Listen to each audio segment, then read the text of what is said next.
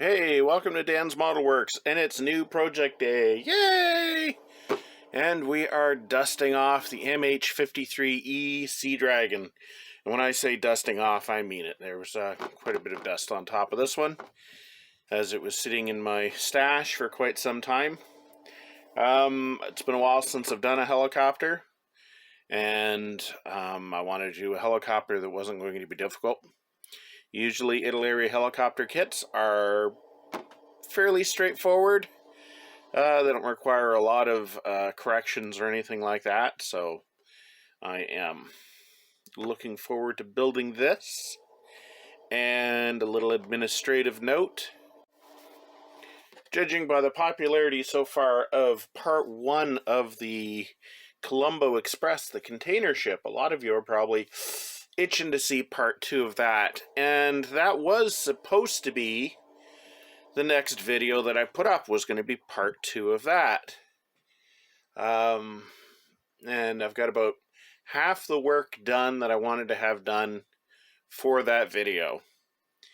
And a lot of the work I did while I was working on the pre-war arrival build, as well as that, I was working on parts of it in the background when I was doing the Father's Day build. And all of that was working towards the next step in that build, because of course I can't do anything easy. I've got to always do something weird with a kit. But at any rate, it was all building up to the next step of modeling the containers. And I sat down at the hobby bench and I'm like, okay, let's do this next step. And it failed spectacularly. I'm gonna have to completely rethink what I'm doing. So, with that discouraging note, I kind of set it aside, and that's one of the reasons why I usually have 2, sometimes 3, sometimes 4 projects on the boil.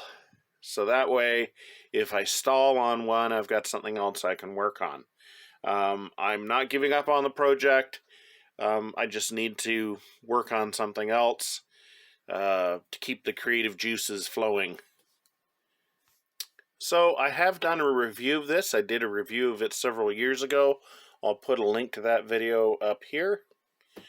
You can go see that for an in-depth look at the kit in the raw. But at the end of that video, I did show that I have already built a helicopter from this family. Now this one is missing its refueling probe. It caught on something, it went flying, and I haven't seen it since. So maybe as a part of this project, I'll make a new refueling probe. So, but this was the D, I believe, and this is the Airfix kit. And it was actually a pretty straightforward build. There wasn't anything really horrible correction-wise or fit-wise with this. I like to sometimes do projects that kind of illustrate a whole evolution of something. And that's why I have this one, and I have the Sea Dragon. And I will illustrate the point of the Sea Dragon is really kind of the culmination of a whole evolutionary thing by Sikorsky and the U.S. military. Of course, here we have the Sea King. Now this is the Westland Sea King version of it. And when I get around to building this one, I have some Royal Canadian Navy decals for it somewhere. So that's what I'm going to be doing with this. But basically what I'm getting at here is, with the exception of the turbine engines, the gearbox and the mechanical bits were actually from the S-55, the otherwise known as the Seabat or the Choctaw, and they were repackaged into a new airframe. Of course, they had turbine engines, giving them a far better power-to-weight ratio, but this was really an evolution of that earlier helicopter, far more capable with, of course, the turbine engines. Of course, this was optimized for the shipboard, and the naval roll. And what Sikorsky did with this, of course, is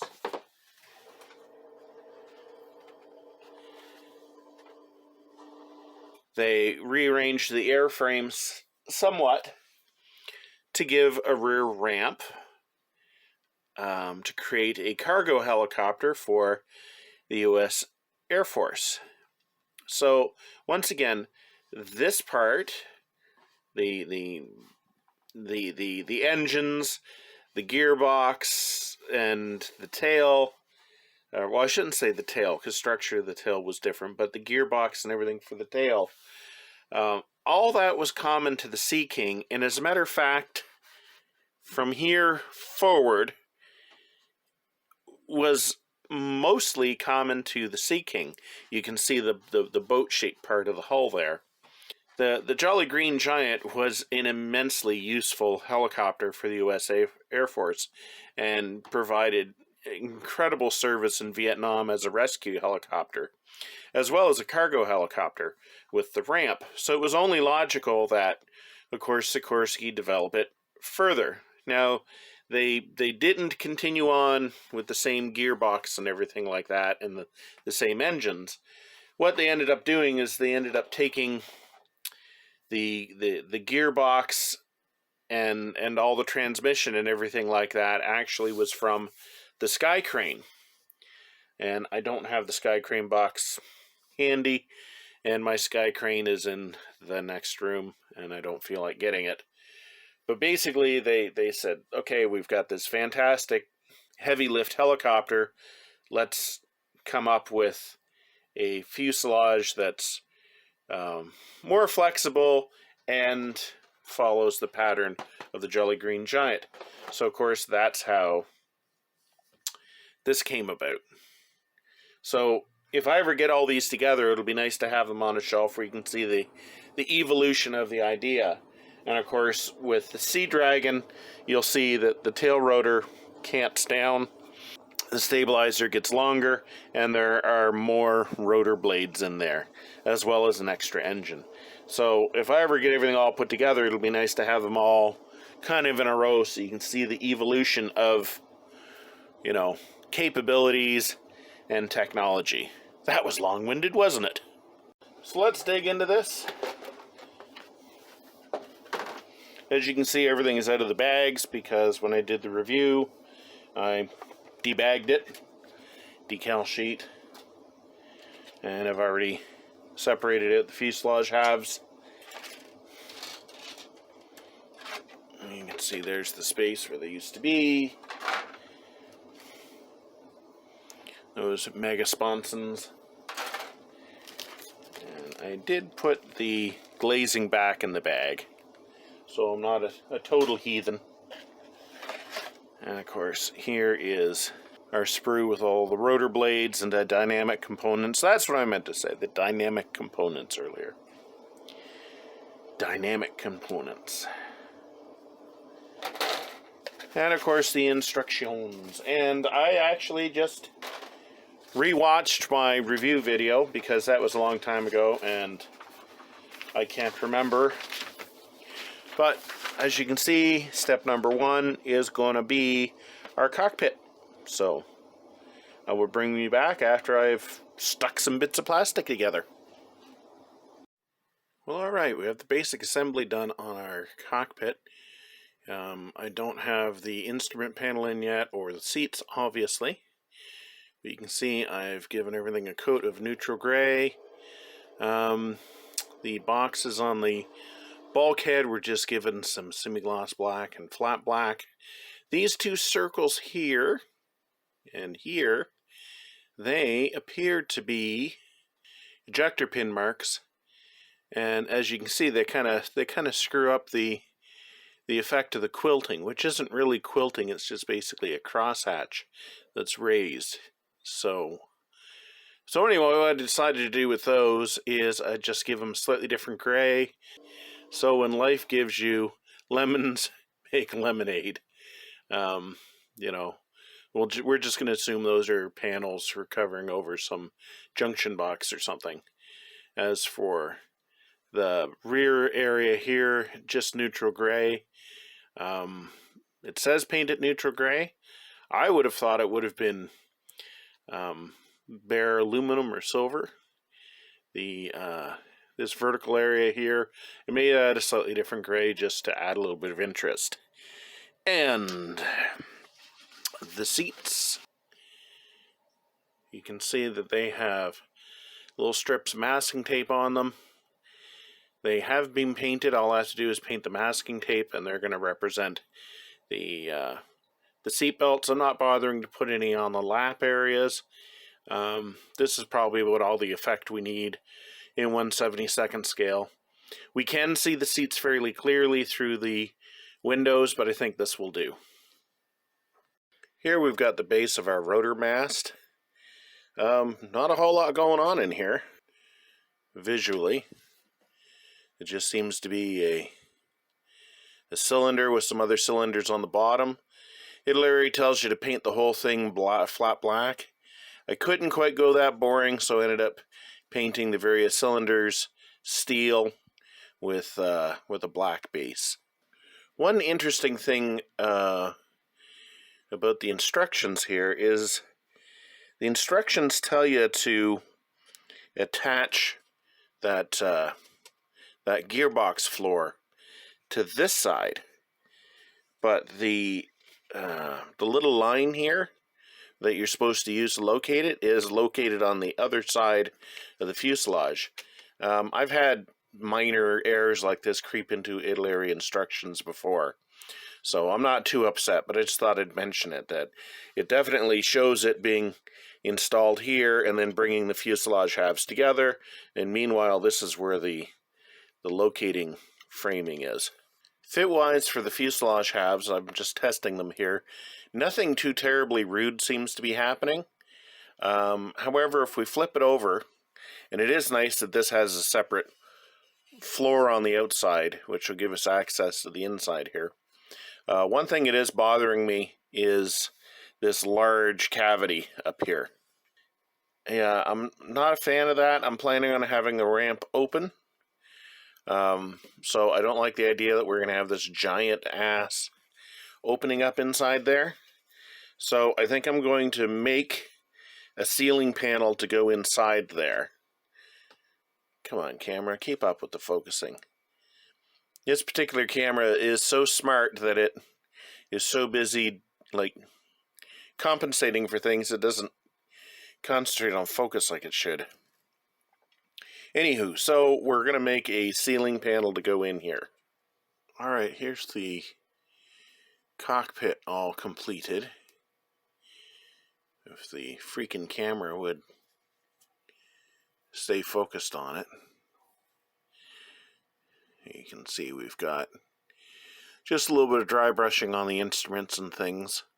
As I mentioned in my review, there's no decal for the instrument panel, but I think this is more than adequate for the size of the kit and what we can see of it. Now, before I can get to work on the giant backing plate, or I suppose we better to call it ceiling plate, which is going to go up in this area here. We need to take care of everything that needs to go in this place. Now, we've already started with our rotor mast right here, which is going to slot into this space. But there's also that third engine exhaust, which goes through here, which doesn't seem to be... You're going to have to look to see what angle this comes out at, because, yeah, in order for it to rest on that nice little cutout there, it has to go through awfully far. Now, I know it does actually protrude quite far, but how far is the question. As well, make sure that you drill out the appropriate slots in the side of the fuselage here. You can see there's 4 different slots. You've got these 2 and you have these 2, and they're on each side, and The ones you need for this particular model are these guys. And they're to hold the sponson on. And at first you may think that, oh my god, that one is so high. That's ridiculous. Yeah, the side sponsons on this helicopter actually cover one of the side windows. Which I did not realize. Look how far that goes up. It actually covers the side window, or one of them. Italeri makes these slots enormous. They don't have to be this big. So I think I'm probably going to be doing a little bit of filling with probably some white glue when I actually do the assembly. But such is life. Alright, things are happening. This is that third exhaust. It's been assembled. It's been filled and sanded. Unfortunately, I did not have any more Model Master jet exhaust. At least I don't think so. Anyway, this is a anthracite metallic, and it's taken forever to dry. So that's slowing me down a bit. So while doing that, I've taken care of a few other things. You can see by kind of the reflection that I've installed one window in each side. Now this is the window that is going to be wiped out by the sponson, and I installed it basically so that I could glue it in, I could put some filler on it and sand it down just in case the sponson does not cover it 100%. I've also put my sponsons together, these ginormous sponsons. You can see if I plop it in place, you could kinda sorta see that window, so I'd rather sand it down and get that taken care of. So yeah, I've been doing a few other little bits of assembly as I'm going here, just so I have things ready. As you can see here, I've got the other sponson. This is the engine nacelles that are located on either side of the fuselage, because this is 3 engines, and these are going to require a little bit of sanding, a little bit of filling. So yeah, that's where I am right now, basically waiting for this puppy to fully dry before I try installing it, and then I can work on that ceiling panel. Alright, you can see I've got a little bit of putty on top of just really the top half of the window. I mean, I'm pretty sure we're not even going to see this, and it's the same thing on the other side, but you know what? If I go and I glue this sponson on, and you can see part of this window, I'd rather have it nice and smooth. So, I'm about to sand this off. We've got the top half of each window sanded down here, so there shouldn't be any sort of a seam or anything like that. I'm still a little bit concerned over the size of the those notches that Italeri had us cut out. I think they could have been much smaller. So there's a little word of warning to you if you ever do build this kit, that maybe don't cut them quite as big as the notch is on the inside. It doesn't need to be that big. Alright, now we feel like we're making some progress here. I finally have this exhaust in place here, and if you look on the inside here, there is a little bit of a collar that it sits in, but there's not a real, it's not like there's a stop that says jam it up against this and it's gonna be perfect. I went online, looked at numerous pictures as to how far that this thing protrudes on the outside, and from some angles it seems to stick out quite a bit, other angles not so much. It also has a little bit of an up rotation to it, e.g. it's not like it's a pipe sticking out and it was cut evenly. It's a little more open at the top than the bottom. Anyway, if you're building this, look at a bunch of pictures and you're just going to have to judge. Anyway, now that this is glued in place, I can start working on this ceiling piece that I'm going to be putting in here. This is our blank that we're going to be using to create our roof panel. It's pretty much going to go to this rib right here at the back. Well, it may not look like much, but this is my ceiling panel here. All I've done is put some very, very shallow ribs on it, mostly because I want to make sure that it can flex this way. I'm going to be gluing this to one half of the fuselage, and then when I glue them together, it will just make contact with the other side. So here's our ceiling panel installed, and it's not huge detail on it, just basically enough to reflect the vestigial detail that there is in the fuselage. Now, it's kind of, you can see it's kind of at an angle here, but when we put the other half of the fuselage in, this will bend and it will make good contact with the other side. I have a nice coat of neutral gray on the interior of our Sea Dragon here. Looks a little boring, because it is. So, the next step is I'm going to throw some panel wash in there, which should make a right mess out of the whole thing. You know, we're only going to be able to look at this through its bum, but, you know, we should probably try to make things a little more interesting in here. So, it's a couple days later, and I've got the interior painted. This was several steps, most of which I'm not happy with. I used Tamiya panel wash, and I think my bottle was very old. I've never had panel wash be as dark and as strong as that. Folks, it looked like there had been a firestorm inside this helicopter. It looked pretty charred. So I ended up taking some craft acrylic, a light gray. I thinned it down. I put a couple washes on top, and that gave me some depth and some interest. These bulges that you see that are painted silver, they are actually some of the exterior details here. So I just decided, as I said earlier, when life gives you lemons, make lemonade. Same thing with the ejector pin marks, the circles. I painted them a darker gray so that when we're looking inside, it will hopefully look like these are bits of equipment and panels on the inside.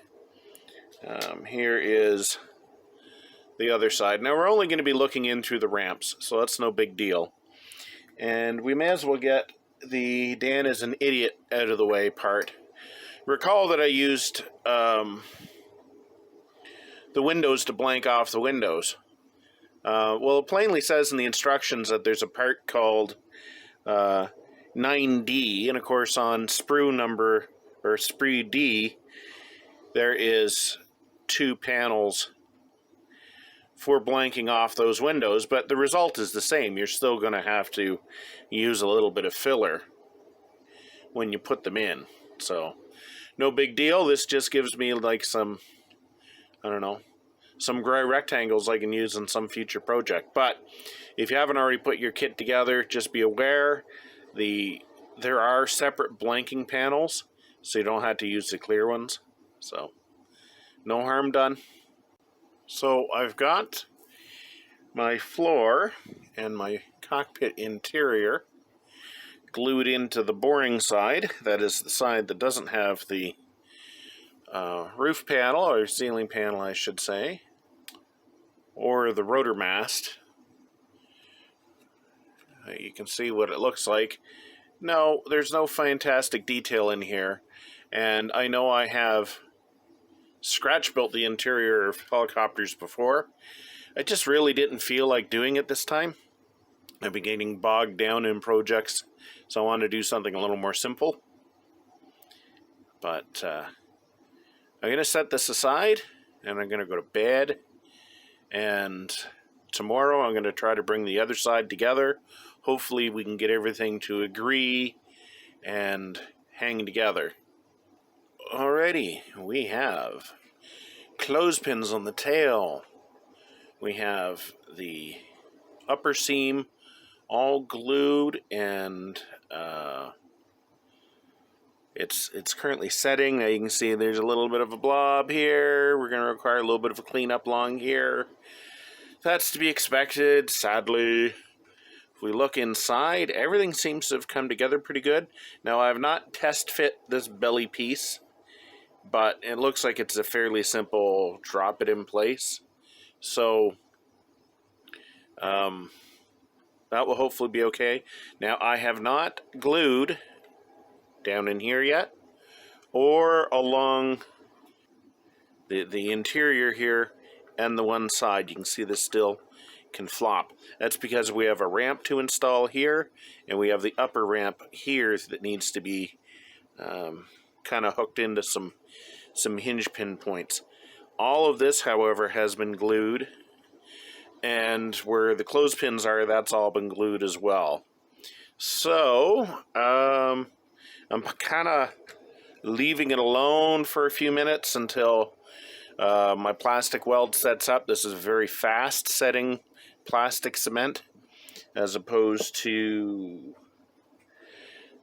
the testers, which is a little slower, medium speed. So like I said, it's come together pretty good. There's going to be a little bit of cleanup back here. Fit has not been perfect, but it has been tragic either. I did have both ramps in place briefly. You can see this is the one that goes upwards, and the lower one is the one that hinges down. It was a good fit and even worked pretty good, and while manipulating the helicopter I managed to put too much pressure on it, snapped the hinges off. Duh. So I don't think it's the end of the world, because I was going to end up gluing it in the down position anyway, so it would be put on thusly. And I would have been adjusting the angle to match the landing gear height anywho. So you can also see that this portion here has been glued in place. That fit in pretty good.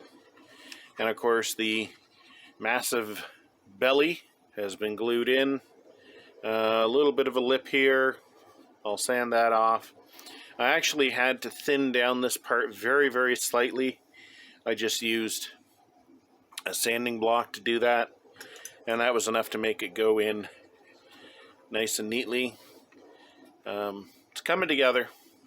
Right, we have the Mark I human hand clamp going on here. The side sponsons have been glued on, and I think this is where I'm going to call this episode. It's a good start. Got the fuselage together. We did a little bit of extra detailing inside. Let's see if we can get a shot here. There you can see the roof panel, or the ceiling panel right there. There's still a little bit of a gap there, but it's not nearly as bad as it was. As I suspected, we're not able to see a lot inside this thing anyway, but I feel better filling it in. There's going to have to be some cleanup of some seams. Nothing, as I said earlier, too tragic. I've dealt with some really horrendous builds, so this one is going together pretty good. Not the absolute best Italeri fit and finish I've ever seen. I've seen lots better, but it's not Dark Ages Airfix either. So, although I have to say, the Airfix Sea Stallion went together really good. This will do it for this episode of building an MH-53E. So, thanks for watching, and until next time, just keep on modeling.